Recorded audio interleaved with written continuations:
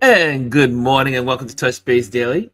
My name is Ron Foster, touching base with you when the motorcycles are roaming down the streets and I can hear everything. And now that the house is emptied, well, yes. Anyway, good morning to everyone. Hope you are all enjoying this midday, this midweek. It is hump day. It is hump day. And how are you all doing? I see Hannah is in the building. She's the first person in the building. She has the gold.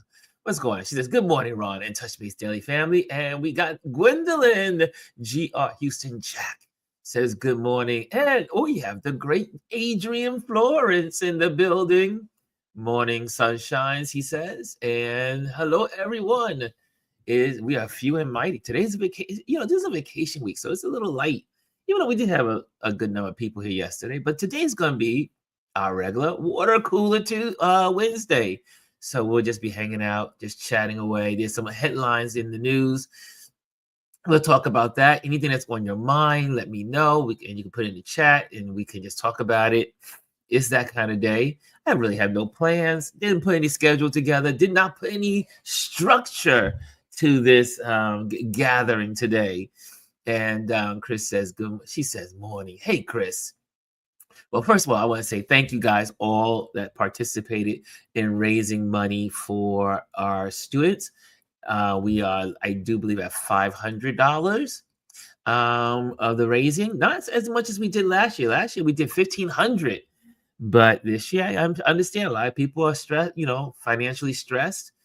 And but something is better than nothing. So I'll be able to send that over to them as soon as possible. I will have it up until Friday, which so you'll have that if anyone wants to participate in raising money for our wonderful students. And I'll put that on the screen. It's the beauty of putting things on the screen. I think I put it in here. There we go. GoFundMe for helping students. GoFundMe. Your donation will help students pay for their cap and gown, yearbook, senior dues, and senior prom.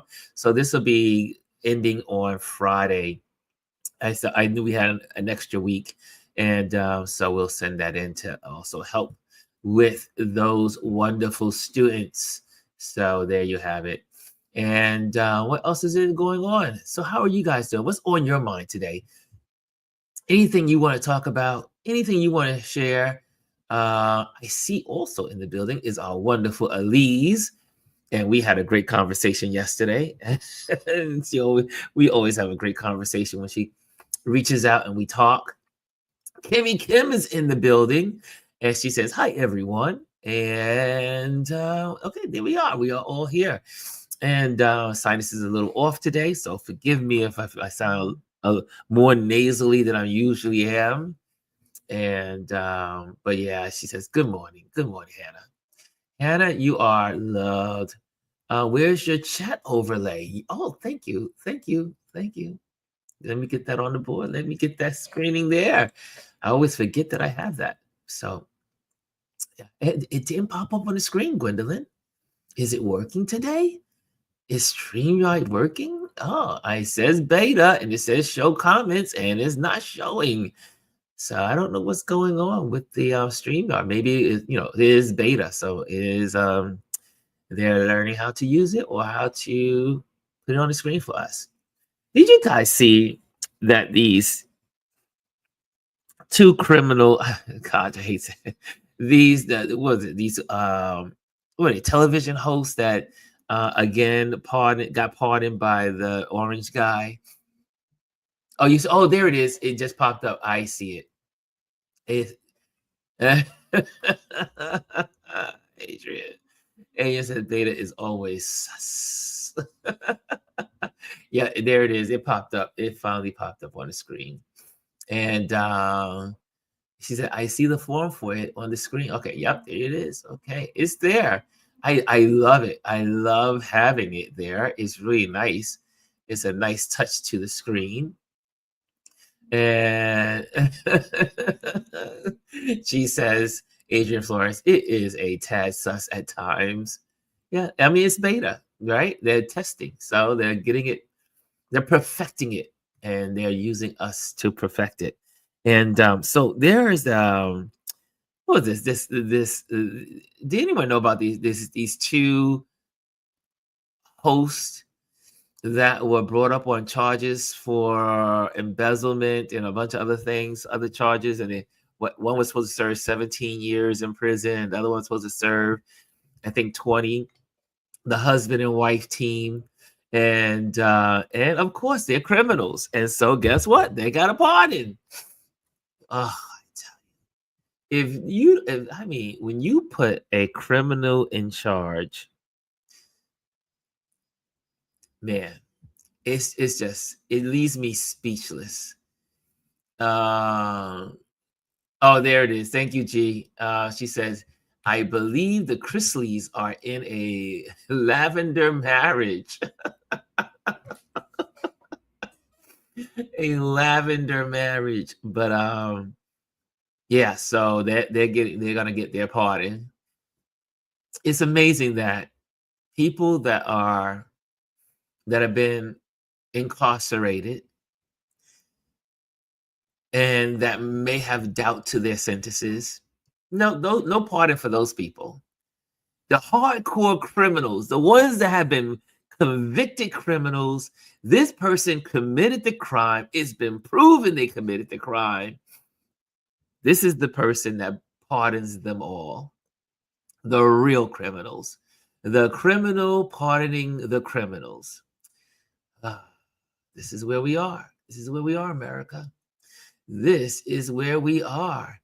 And Kimmy says, the family campaign for him. Oh, I tell you. It's always the criminals. Kelly A says, good morning, everyone. And Adrian says, if that dude is in the closet, the door has a clear window.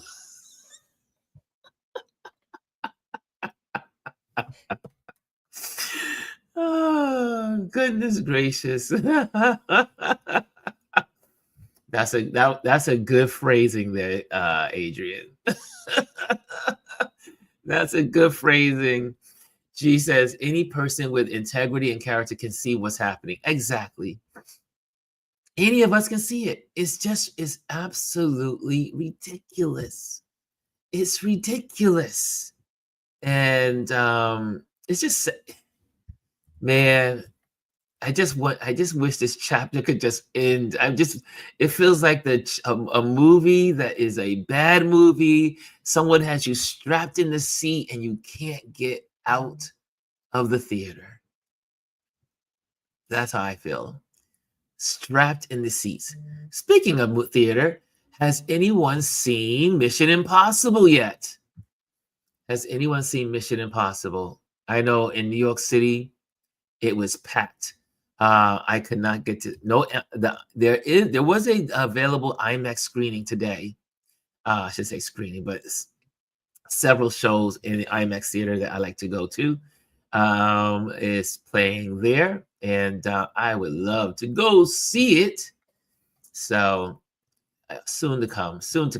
I can't wait to see Mission Impossible on IMAX. But have any of you seen it, and did you like it? How did you respond to the movie? Or how have you responded to the movie? And so anyway, just wanted to know. Inquiring minds would like to know. And let me see here. I am also putting a link inside the QR code. So if anyone wants to join me, they can by scanning the QR code. Okay, there you have it. That is set up for you as well. Okay. Let's see, Charlene. I see Charlene. Yes, we got Charlene in the house. And I see the love going between you guys. The daughter is ultra mega, says Charlene. Yeah, she's the one that I guess petitioned, and then he reached out to her yesterday and said, your mama and daddy are coming home. But there is a process. You can't just pardon people.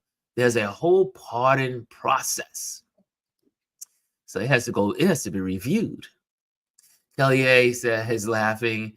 I am Miss Reese is in the building. Good morning. She says, RLP family. So good to see you. And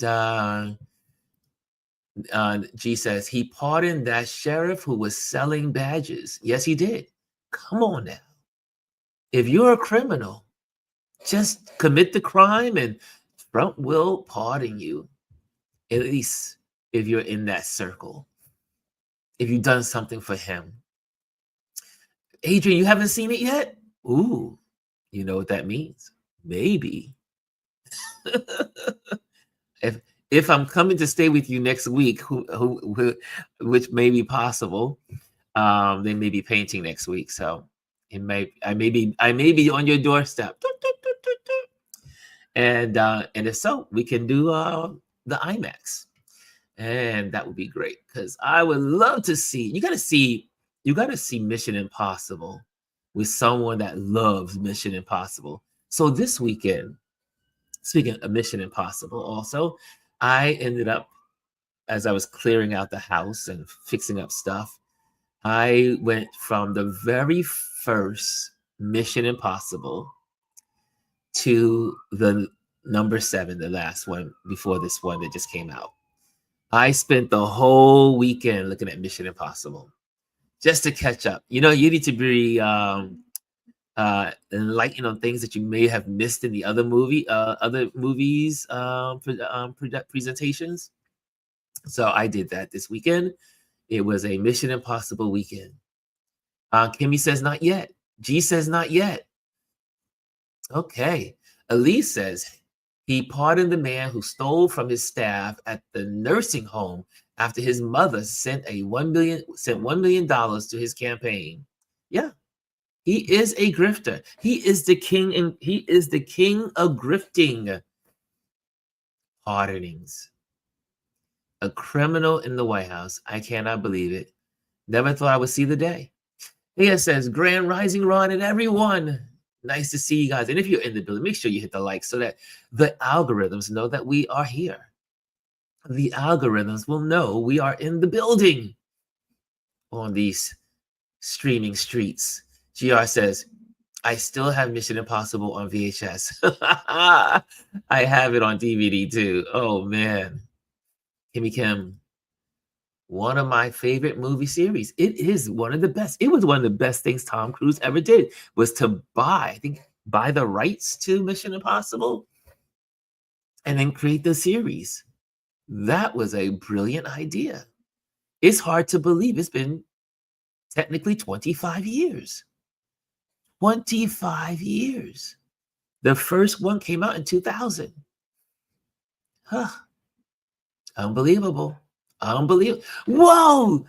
Chris Edwards is in the building, y'all. He says, good morning, Touch Base Daily family. Just jumping in and saying hello.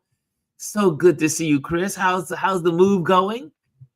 How is that move going? Can't wait to have you back. And G says, and Tom be running. That man is gonna run in a Mission Impossible movie. He runs with the high kick. My buddy was here at the house. He goes, man, what kind of run is that? I said, Tom Cruise knows how to run with the high step. He runs with a high step, with the legs going up and just up into your chest. Anyway, he runs. He can run. He can run. The running man. Chris Edwards says, it's been a process. I could only imagine, Chris. You see all of this? It has been a process. But look, my house is almost empty. Half of it is gone. And you can hear the echo in my house. So there's no more curtains on the windows. There's no more fabrics on the wall. Everything is echoing. Anyway. Oh, Adrian, if you happen to be coming to Brooklyn at some point, there are some items here waiting for you. I know. If you happen to come to Brooklyn. If you happen. Hint. And let's see here. Hey, Chris Edwards says, same here.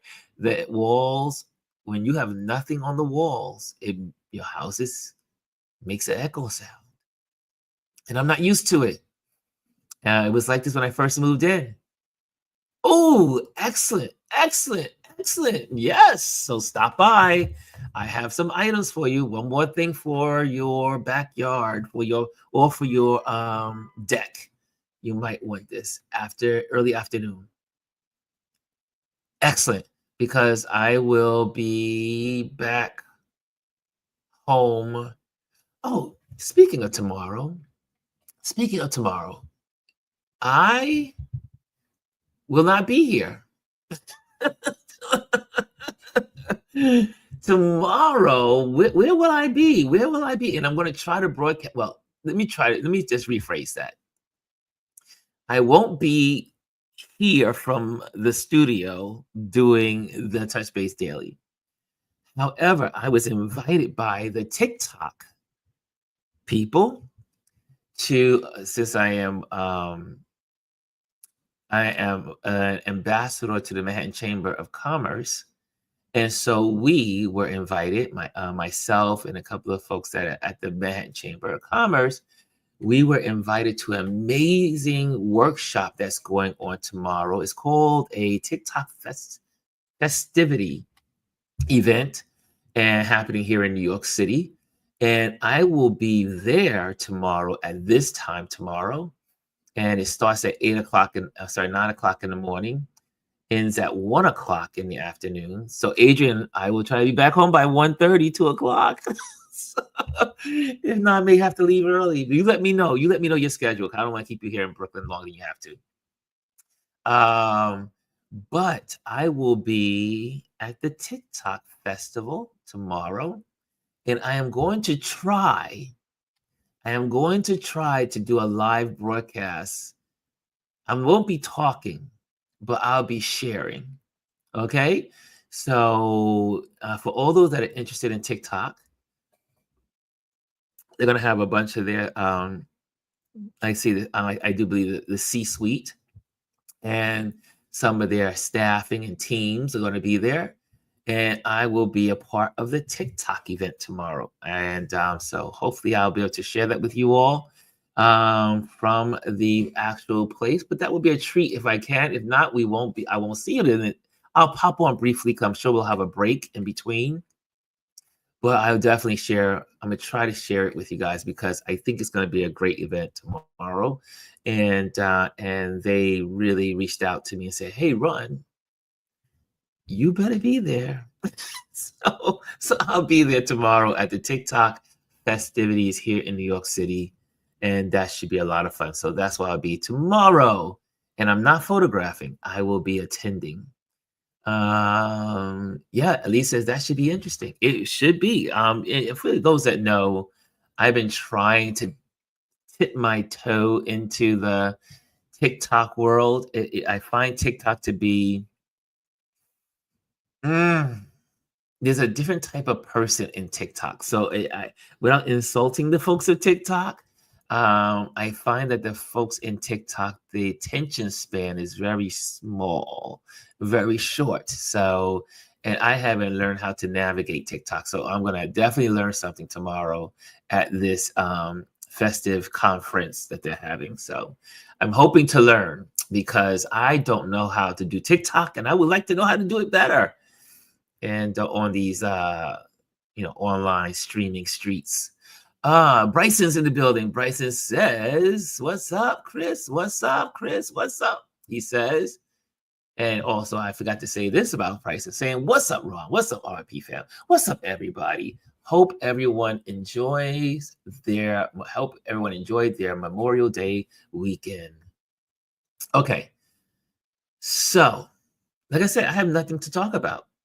What do you want to talk about? If you don't give us something to talk about, we ain't got nothing to talk about. But that was one thing I wanted to talk about. It. But I always have something to talk about. Y'all know.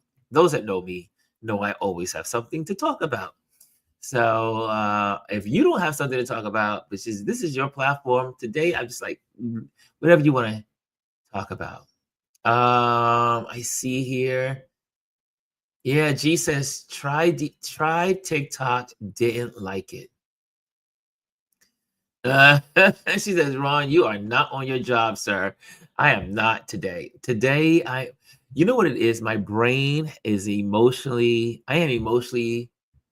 I should say mentally, not emotionally, mentally drained. Adrian loves it. TikTok is amazing, he says. Maybe you have to school me on it, Adrian. I need to figure out how to navigate it. And, but yeah, I am exhausted mentally.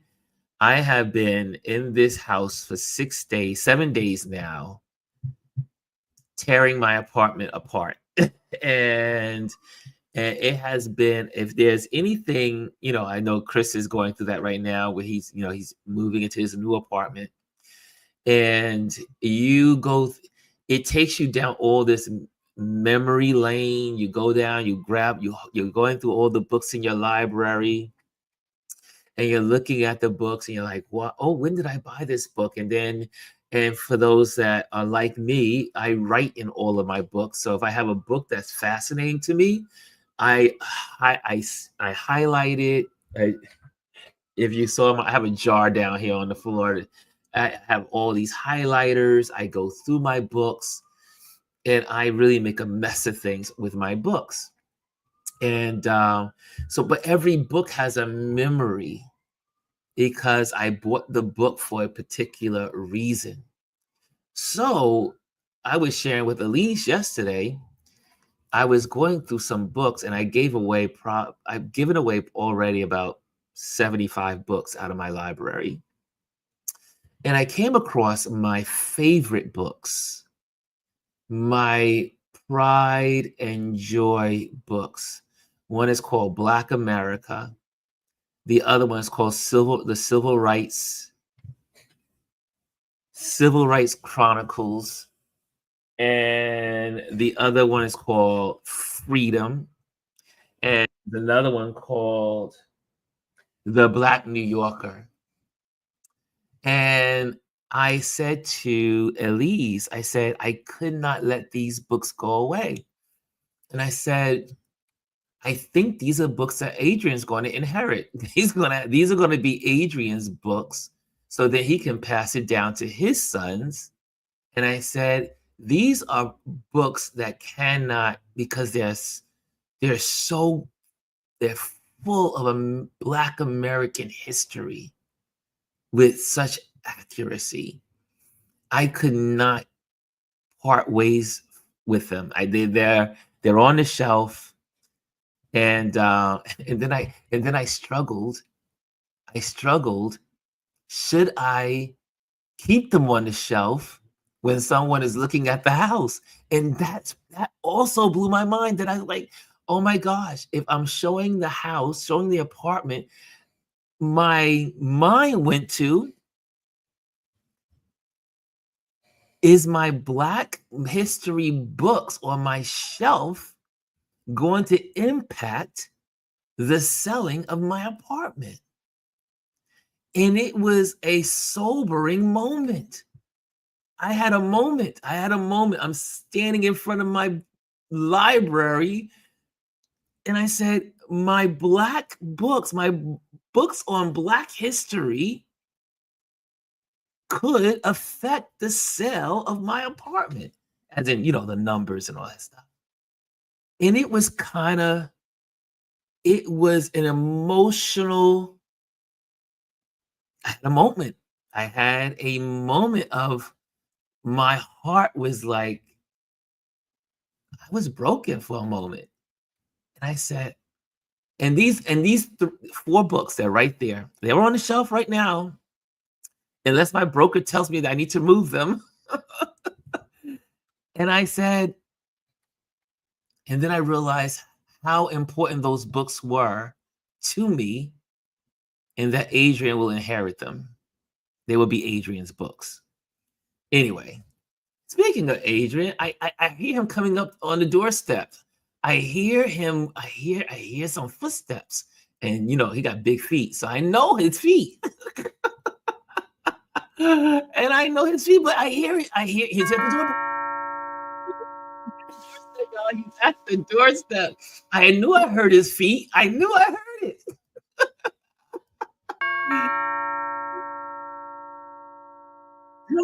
Coming.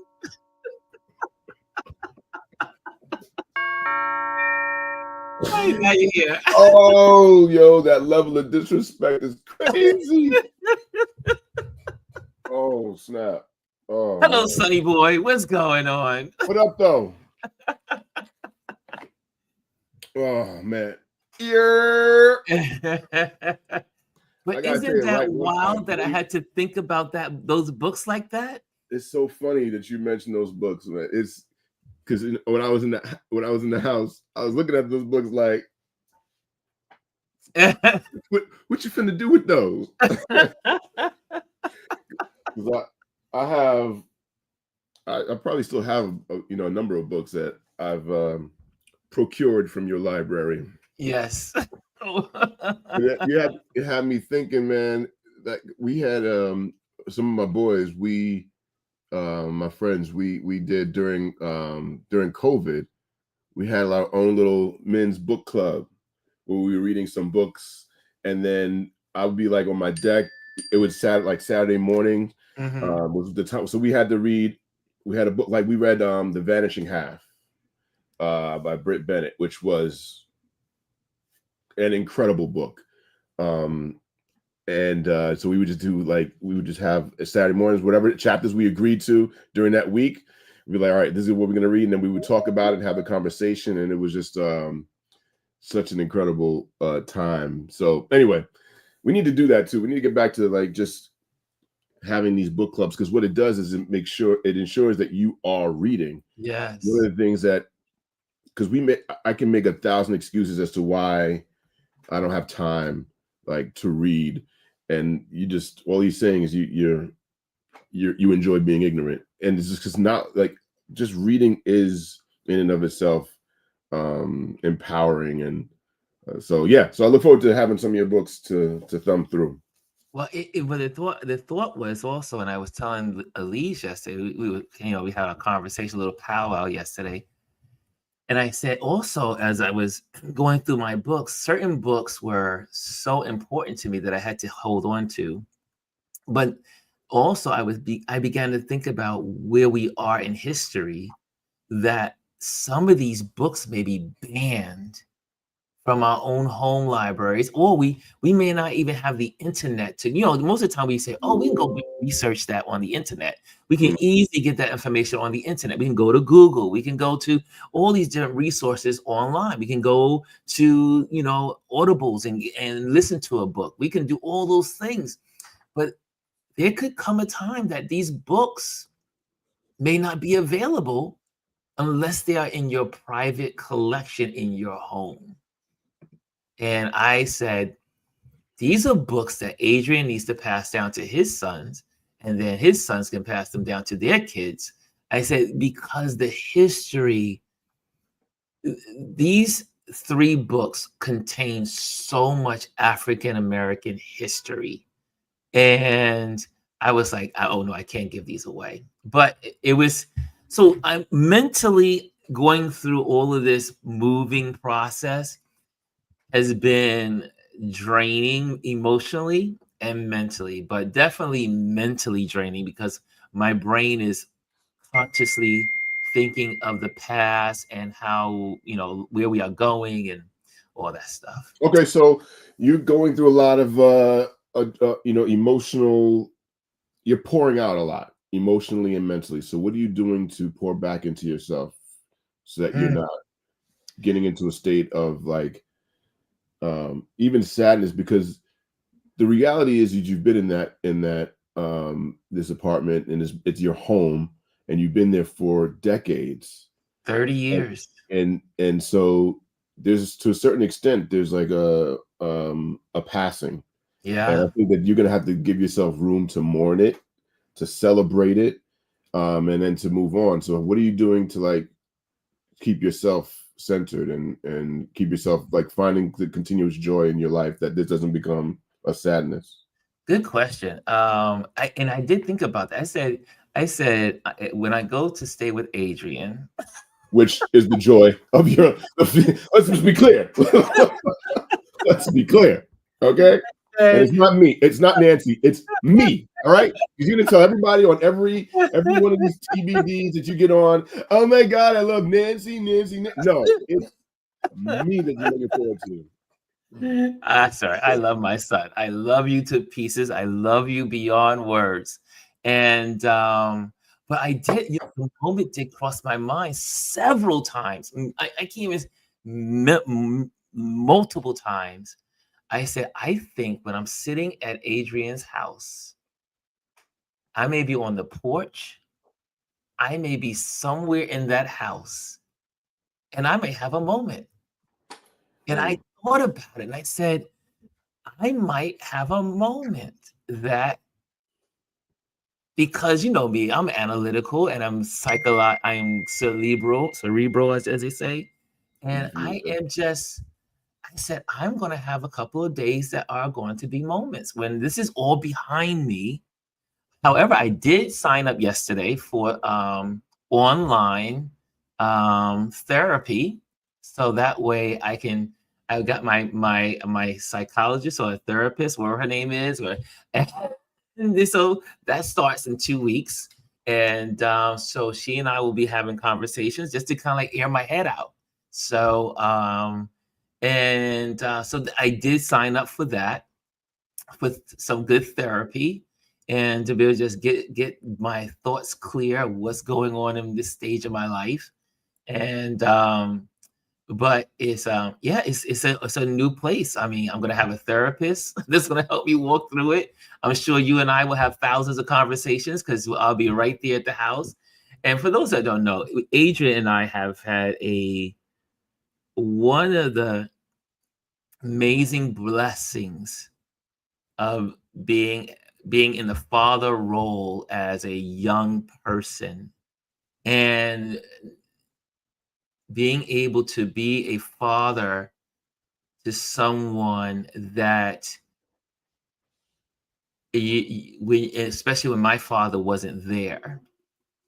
And so I had to learn. I mean, obviously I had my adopted dad that was there for me, but even in that, the ability to be a good father is, I would think, and Adrian, you could correct me if I'm wrong, is to simply be a good listener and a good supporter.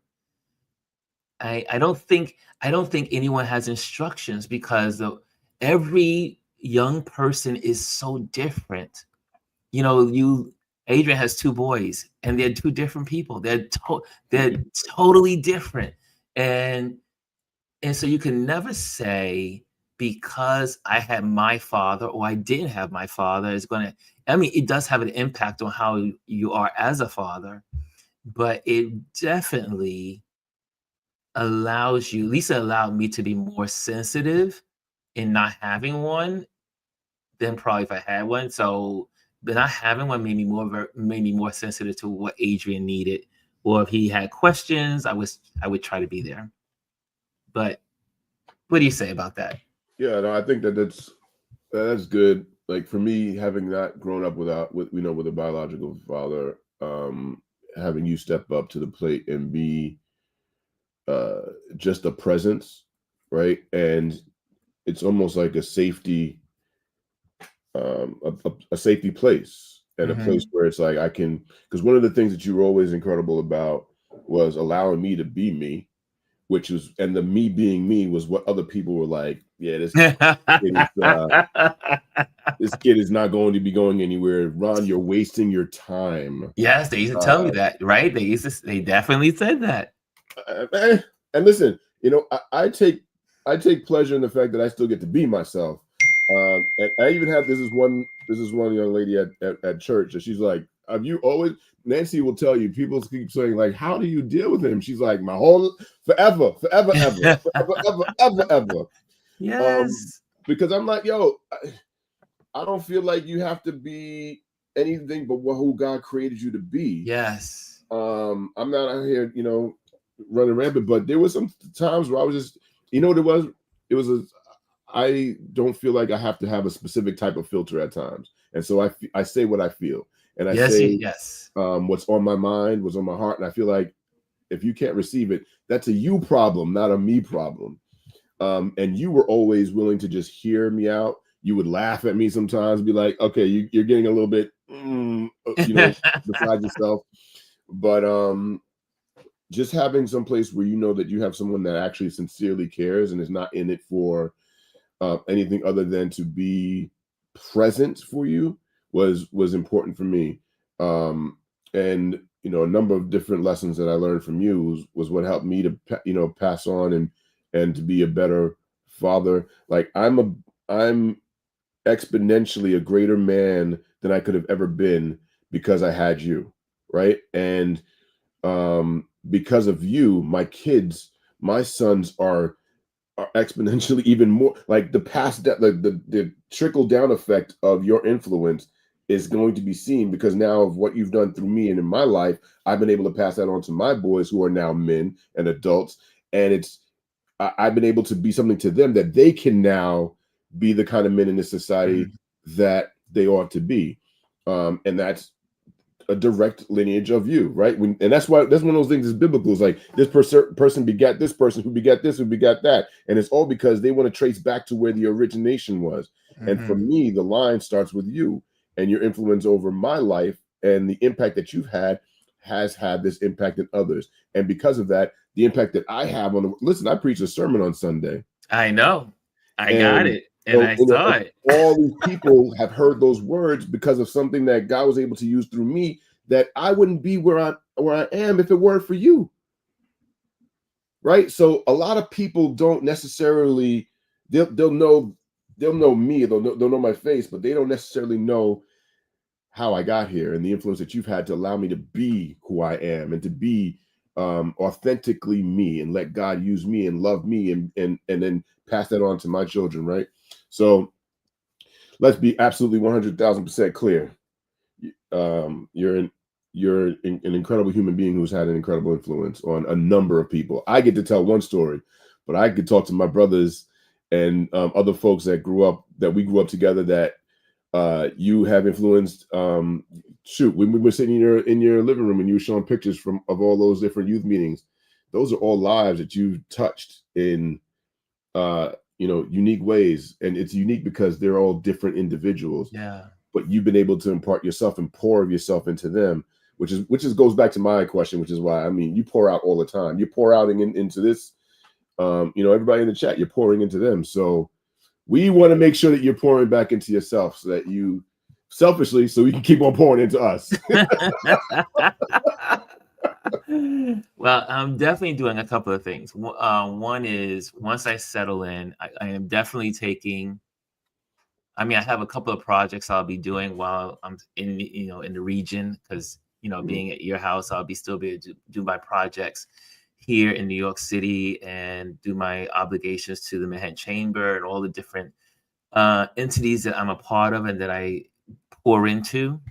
But in January, as I move towards the next year, I definitely will be more on the road and more traveling from different countries if we're allowed to. Again, my whole mindset is really a day by day, because we don't even, I say I could travel, go to Africa, go to Spain, and maybe I can't get back home. These are the things I have never had to think about before. Yeah. I used to just be able to get on a plane and go. I never ever thought that I may go to another country, and will I be able to get back into my own country? So these are thoughts, but definitely health. So, I got my number to my neighbor who I gave some plants to 2 days ago. She came up and gave me her masseuse number, who is an amazing masseuse. So I hear. So as soon as this is all done, I am going to I'm going to spend days in the massage clinic over here in Clinton Hill. And so I'll be doing that. But also it's going to be very therapeutic to be with you. And whenever we're together, we get to laugh, we get to have so much fun, and we talk about so many things. And that's what I'm going to really enjoy, because for many years, you know, we've all been, you know, I've been doing my thing, you've been doing your thing, you've been working, you've been raising your boys, and you know, we interact and we do our thing and we go on the phone, we, you know, but I have not lived in a space with you since I first moved here. You came to stay with me. Oh yes. So we'll have some interesting stories, I'm sure. Yeah, and for those that know, it was Adrian that helped me pick out this apartment. It was his approval. We went. I got an ad in the paper, and it said this apartment, blah blah blah blah. And I was looking for it at the time. I was engaged. Let's not go there. We ain't gonna talk about that heifer. And I took Adrian with me to check out this apartment. And he was like, "Yo, Pop, this is nice. This is really nice." Because obviously the skyline view. It was really it's a beautiful apartment, and but he was there from the very beginning. We you know, from the brownstone when he used to hang out at the house, and he would be downstairs in the den, and I would come downstairs early in the morning and fold him inside the the couch. Nah, yo, you know what you have? I remember, I just had a flashback. So y'all, first of all, we're talking about a brownstone right then, like in Fort Greene, down the block from Biggie. You had this chair. It was like a soft, cushiony kind of chair, but like the back folded, and then it unfolded into half, and it was almost like a mini twin bed. No, that thing was one of the most.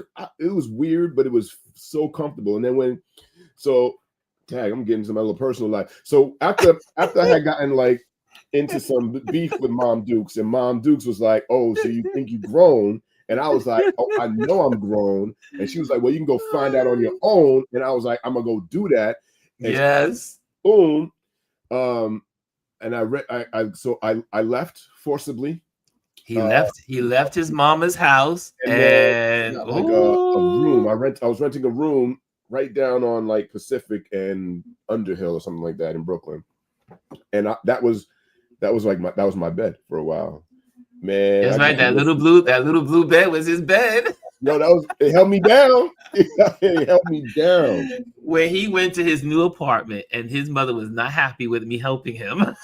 That didn't go over well. She did not. She was not happy. She was like, "Ron, what are you doing?"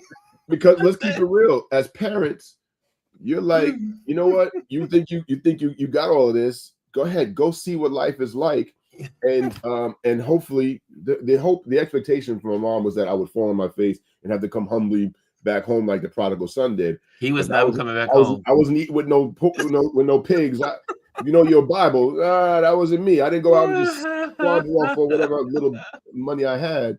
But it's funny because how life circles back. My son, this was like a couple of years after COVID, and he had some little side job. I don't know what Donovan, right? Donovan. He was like, "Yo, Pops, I feel like I need to experience life on my own. I'm like, but you're gonna just struggle." He was like, "Yeah, but you know, that's part of it. Like, I heard just, you know, your story and how you grew out of the struggle." And I'm like, Negro, so dumb. So this kid goes and moves out of my house. Mind you,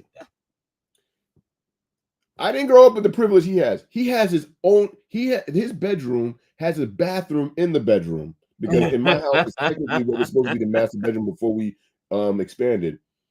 He goes and lives with two of his boys, pays $1,000 a month. Oh my goodness. Did I ever see $1 when he was living here? $1. I didn't even charge him rent. He goes and he's paying $1,000 a month, and he shares a bathroom with one of his other boys. And I'm like, so you're gonna pay to downgrade just for the sake of independence? So you don't like me asking why you're showing up at my house at 1 o'clock in the morning and I put the alarm on? Go do you, son. But that didn't last long.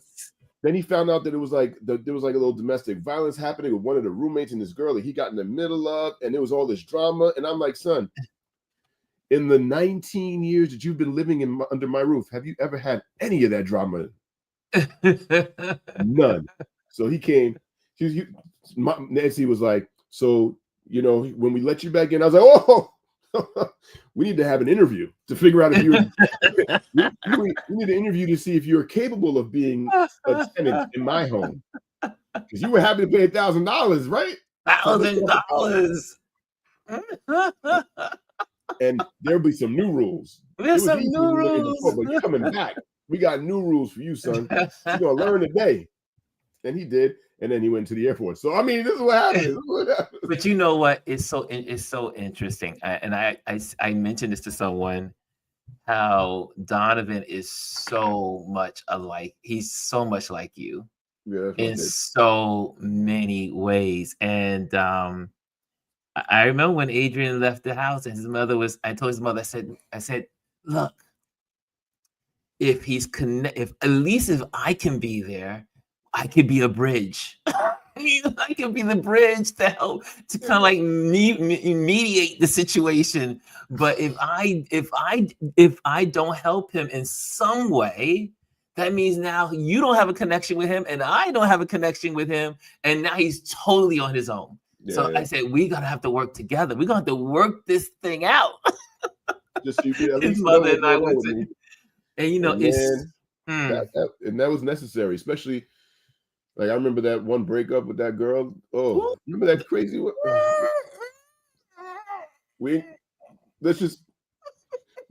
Anyway, all I know is I needed to come to you and talk. I remember how I had to be all hat in hands. I know I've been ignoring you for a while because you ignore people when you don't want accountability. Before you go there, let me lay the groundwork. Let me lay the foundation here. So, first of all, he has an amazing wife, Nancy, who I love. She's my pride and joy. I love her to pieces. So she breaks up with him. He's heartbroken. No. Hold on. If you're gonna say, wait, not break up. You guys had a separation. How about that? I broke up with her. I just wanted to be clear to the chat. Wait. She went to school, right? She was going to school, and I thought you guys agreed to separate. Agreed? No. Let me tell the story if you're gonna tell it. My testimony. Oh, I did not know the story. Okay, listen. And I need Lisa to pay attention because that's my cousin. I need her to hear my story clear. There's a slight deviation or interpretation of the story from Nancy's perspective. But this is freshman to sophomore year of college. She was going to Fordham. Yes. And when I would visit all the time. I would cook her and her sweet mates dinner. Oh my goodness. How often I'd done it, but I did. Anyway, one of the roommates asked me, they were like, oh, so, how are you so cool with the fact that she's still talking to her ex? I was like, come again? She's talking to who? Like, yeah. I knew the ex was in there somewhere. Oh yeah, he was coming and picking her up, and they would drive off, and I was like, so I had a conversation with Nancy. I was like, listen, I am a one-woman man, and I can only be with a one-man woman. So as much as it hurts me, we're gonna have to break up. So I broke up with her in the lobby of Fordham, right there on whatever that is, 58th Wow, I didn't know that part of the story. And then I went home and I cried. He cried. And that's what I tell people all the time. It wasn't until I broke up with her that I realized that I was in love with her. And it was the pain of the loss of having to break up with somebody that I now know that I'm in love with. That I went to work the next day and my boss was like, Rose, she was like, you are useless to me. Just go home. And he went back home to that little when I said she cussed me out because I was beat, she's like, what kind of punk? Get your behind. You're useless. Go home. But that's also a story that we tell because a breakup isn't necessarily a final thing because we would, a couple of years later, get back together. And once we got back together, I was like, I ain't letting her go. I'm going to snatch this thing up, lock it down. We got married like next year. But anyway, now I just needed that. So there's the gap of about 1.5 years to 2 years that we were. The gap of hell. That was the gap of hell. It was the gap of hell, son boy. Sonny boy, it was because what happened was also one thing about when you are when you are raising, and all you parents out there know, I'll just chat with him. I mean, when you are, and then you don't hear from them, they don't call, they're not reaching out, you don't know what's going on. And I knew that this situation was not a good thing. It was not healthy, it was not good, and it was worrisome. It had every label on it. It was, and so for a year almost, Adrian was like doing, even though we worked in the same workspace, but then I had gone to college. I left the exchange and then went back to college and finished up school. And so did not know where this Negro was. And never called. And so, but every time the phone would ring, I would think it's him. I would think it's him. You know, that's that impulse. You're used to having this conversation back and forth. And then finally his light bulb went on after being lost in the wilderness. And then next thing you know, I get a phone call, and he's standing at the booth right across the street. And he said, "Pop, I'm so sorry." Oh, so dramatic. "Pop, I'm so sorry." It was also raining slightly. I mean, come on. We have to add the drama. There was music playing in the background. Yes, but again, like I said, when you know you're in a place that you're not supposed to be in, I'm not talking like physically, but just in a mental, emotional state, and you are also, in addition, physically where you're not supposed to be and where you don't belong, you don't want to talk to people that you know will give you the correction that you need, because there's accountability that you're running away from. And so that was what it was. And but that's how God works at times, where it's like, I'm going to make sure you go through this and you struggle and you get to the point where you're so humbled that you have no choice but to return. And for me, it wasn't even about accountability that I needed from you. It was that I was at a low place and I needed to be built back up. And I knew I'd be able to find that with you. So the history of I don't hear you. Sorry, my mic cut off. It's interesting because so many people have said, we love when you and Adrian have conversation. People love when you and I have conversation. They love when Gwendolyn and I have conversation. So, but this is, I mean, again, people don't understand the importance of unconditional love. You have to love people through stuff. Even though they may go their own way, it's the wrong way, it's the wrong direction. But our job as parents, our job as role models, our job as people that are in place to support people in whatever they're going through is to love them unconditionally. And one thing Adrian could always say, he was loved unconditionally. True. And but back to reading. Yeah. Your mom used to, not make you. I guess you could say make you, but you had summer assignments. True. Of reading 5 books every summer? At least a few books a summer. Yes. But I enjoyed reading. Like those were like the 5 Little Peppers and How They Grew, the 3 Musketeers. Like there were books all those novels. And you had to do a report on them, remember?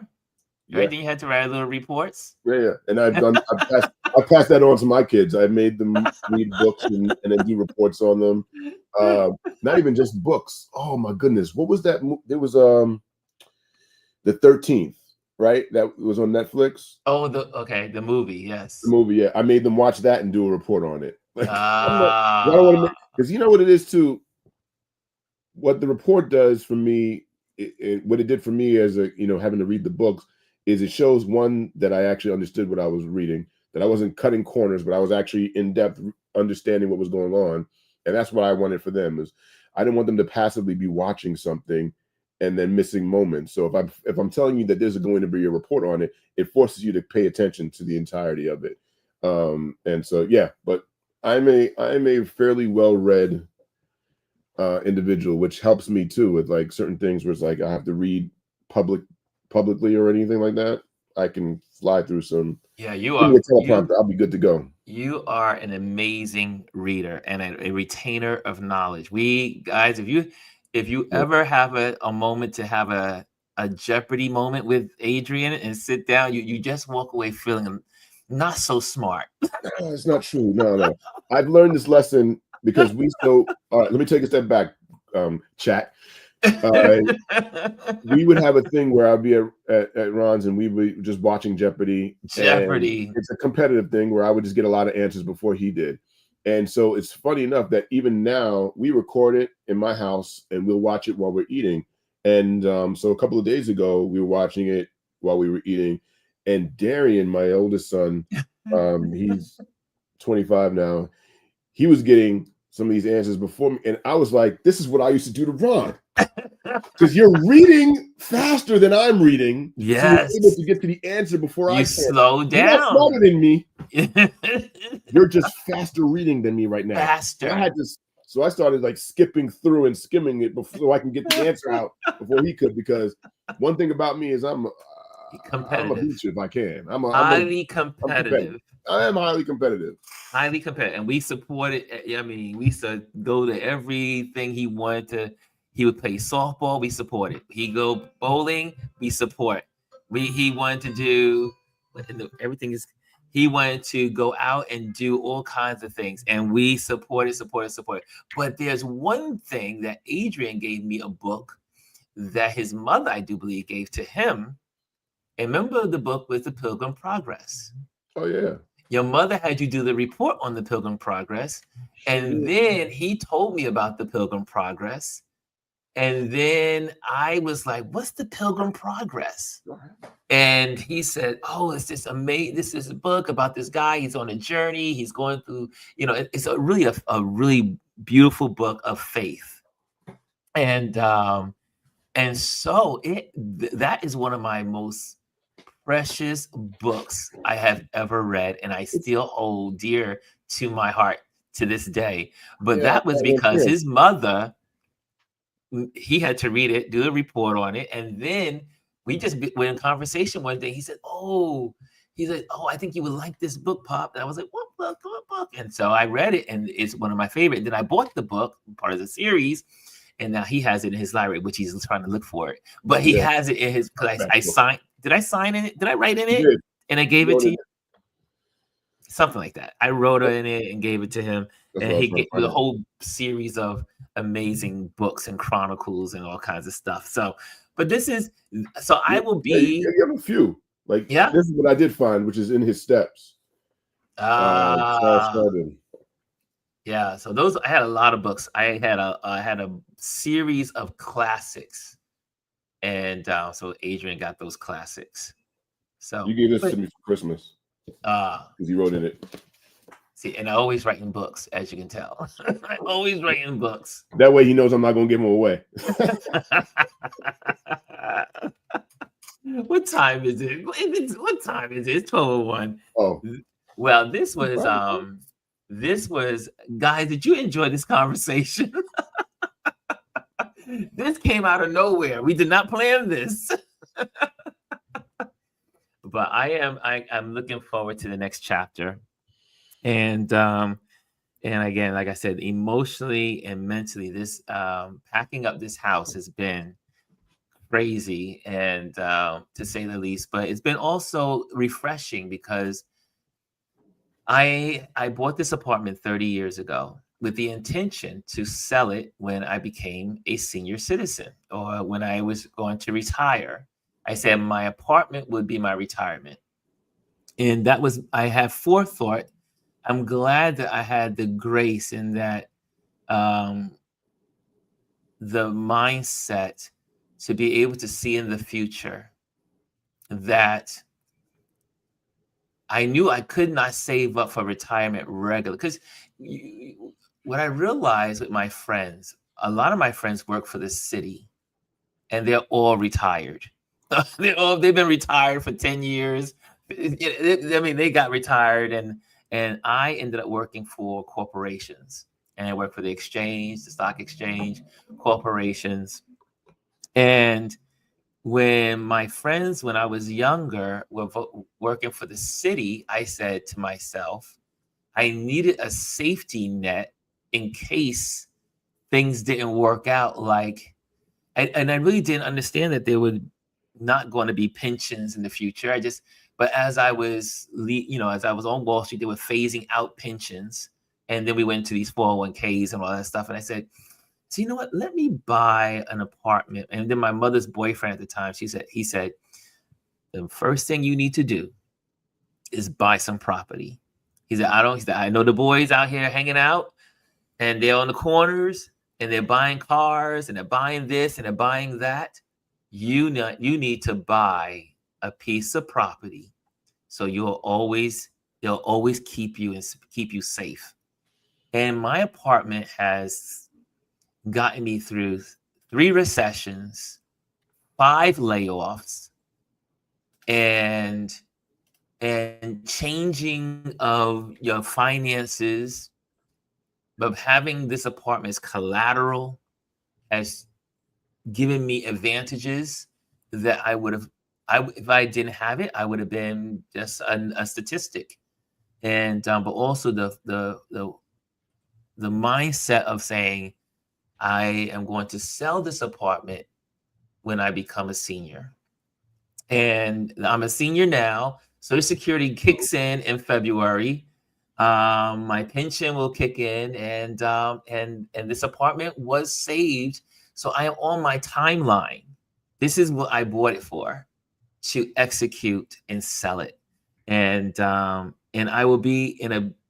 It's so funny. My buddy, he just retired in December, and he's doing way better than when he was working. He's making a lot more money. He's making good money, just not working. But he has a great pension, 2 pensions, blah, blah, blah, blah. Oh, okay. And so I said, and so now when I sell this apartment, we'll be almost equal. But then he's like, Ron, but you won't have any debt. But the beauty of it all is that all of us, one of my friends' birthday is today, we all grew up together in Clinton Hill, Fort Greene. And we've all known each other for 40 years, 35 years. We all grew up together.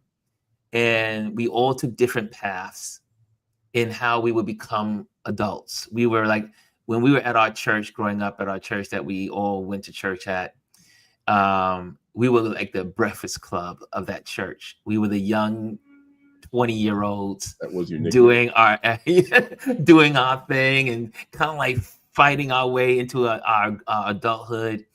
And I bought my apartment, and I looked at them and they said, Ron, you're buying an apartment? I was like, yes, I'm buying an apartment. And they were like, you're on Wall Street, you're buying an apartment, you living well, you know. And we all took different paths. But it's so beautiful to see all of us are here together, and we're still friends, and we still have conversations. We still do things together. And I feel so fortunate that I am in this new chapter and beginning a new chapter. And just like I saw when it was time to leave the Container Store, I knew the writing was on the wall. They always, I am a believer that discernment is a major gift that comes from God. And those that are able to have discernment, it is one of the greatest gifts. And because you're able to see things before they happen, or understand things that are going to happen. You don't know how you're going to get there. You just know something's been put in your heart to make decisions based on what that thing is coming. And I have been so blessed in every part of my life in chapters after chapters after chapters. Discernment comes from God. And I am a man of faith, and I will always, I could never create these things by myself. It's definitely not in my mindset to be this smart. But it is because I've surrounded myself with wise people.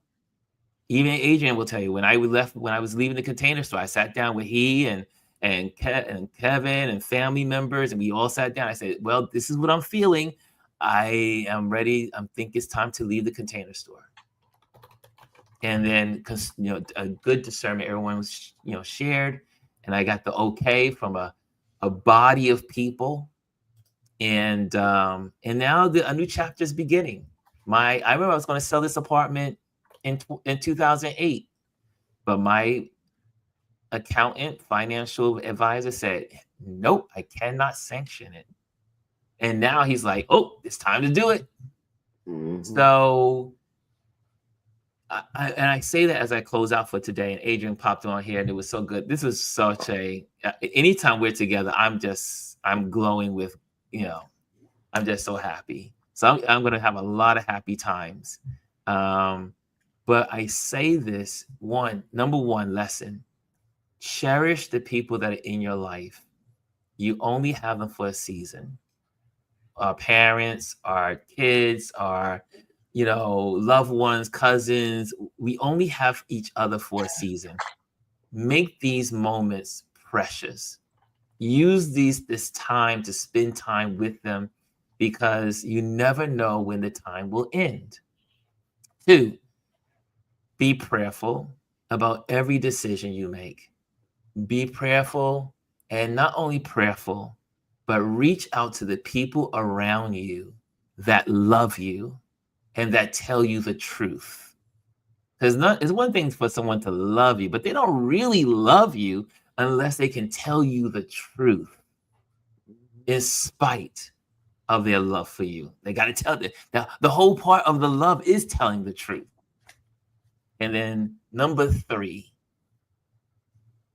I will always say, you have to get alone and spend time to just meditate. And I know people are going to think I'm crazy, but I'm in my private time, I'm cursing with God. In my head. I don't curse out in public. Well, I'm like, God, what the F is going on in my head? And I talk very plain in my prayer to God and have a conversation. And but my meditation time, my time that I can steal away, is when I have my most amazing revelations about life. And so my challenge to you guys as you move forward in life is that you continue to go to God straight as you can. Just be honest with him and just share your heart. Just pour it out. And guess what? You will get answers. You will get answers. They may not be in the time that you think they should be. You're not going to get the answers right away. But in time, the answers will always come. And they will come through many, many sources. But the most important time is his time. Okay, so do you approve, Pastor? Hey, man, it's funny. I have verses in my mind, but I'm just gonna let you cook.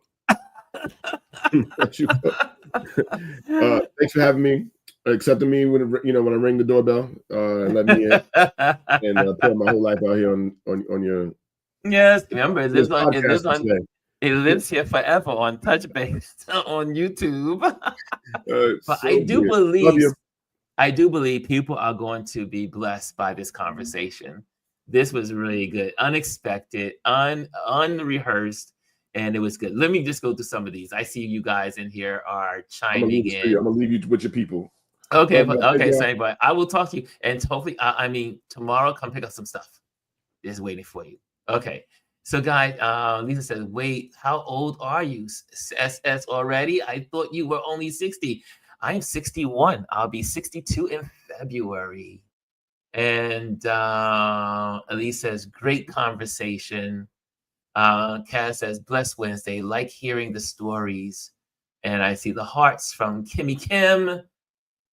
And Elise says, your stories are important. And I see here also, he just said, and the church says. And Kaz says, yes, when it is time to leave, the writing is on the wall. It is. It is. The writing has never. I learned that from an old gentleman on Wall Street. He says, Ron, always look for the writing on the wall. And when I was young, I didn't really understand it until I got older. Elise says, discernment is real. It's real. And Adrian says, in the multitude of counselors, there is safety. That's right. And Mimi says, so true. Elise says, that's a great message, Ron. Elise says, God and I have we have some wild conversations. Hey, who you telling, right, Elise? Kat says, one of my mottos, now one of my parents, is love is truth. And I got you. Elisa says, Pastor the plate. Love equals truth. And Lisa says, pass the plates. Siri is so annoying. So, guys, thank you for joining us today. Thank you for joining me, and keep me in your prayers as I continue to move forward. And I'm praying for a great price, that someone will bid this apartment up and I can walk away with the number that's in my head that I need to do some things with. And but we're getting closer to it. We're getting closer. I can't believe I cleaned out 50% of my apartment is gone. Like, I've given so much stuff away and trashed so much stuff. And so I continue to do the work. And today is the file cabinet. So I ordered a shredder. So because I had a single shredder, but now I need the cross shredder. So I'm going to use the cross shredder to shred all my files. And then that's in the file cabinet. So I can toss these file cabinets away and get rid of them. And but yeah, but it's a journey, y'all. It's the journey. Life is about the journey. And that's what makes us happy in the end. Bryson says, Ron, you enjoy Sinners over the weekend. I enjoyed Sinners on Wednesday last week. I went to see Sinners with my buddy, and we had a great time. It was a good movie. So much history woven into every part of the movie. And I won't go into all of them. Kind of, some people haven't seen it yet, but Sinners is worth it. And if you love African American history, and you have read those history books, and you've read encounters about our legacy and our history, it's going to have a lot of meaning to you. This movie called Sinners. She said, Ron, I need the ball caps. You know what? I have Mimi. Are you Mimi? DM me, because I have a whole closet full of baseball caps. Literally, I have about 25, 30 baseball caps. I just threw out yesterday. They were so beat up and so old. I finally let go of my Texan hat. I was like, oh, I can't believe I'm getting rid of my Texas hat. So, but it was so beat up. It was destroyed. So I had to finally let go of it yesterday. And however, I did keep my Brooklyn Dodgers hat, which is still beat up, and I want to keep that one as well. But yeah, I have a closet full of baseball caps and some collectors. So let me know. Slide into my DMs, Mimi, and we can talk about some hats, okay? Because they are in the closet right now, but we can definitely talk about them. Okay. And what else? Bryson says Sinners is coming out on digital on June 3rd, and it will be available on 4K Blu-ray and DVD on July 8th. Is already coming to on digital. What? Wow. Wow. Jelly says, I caught the end of the conversation. I'm going to go back and listen. And my cousin over here, she says, Cousin Ron, are you moving out of the state? I will be in between New York and New Jersey. And so I'll be hanging out with my brother here as well. And also with Adrian. So I'll be in between two states, but my residence will still be New York. And because of all my benefits and everything is connected to New York, and I don't want to change that. So I'll have everything addressed. I'll have a mailing, and I'll also have a post box and all kind of stuff still here in New York. So that way, logistically, I am able to have all my Social Security and all other stuff that needs to happen all still in New York. And so I will be in New York, but I'll be traveling the world.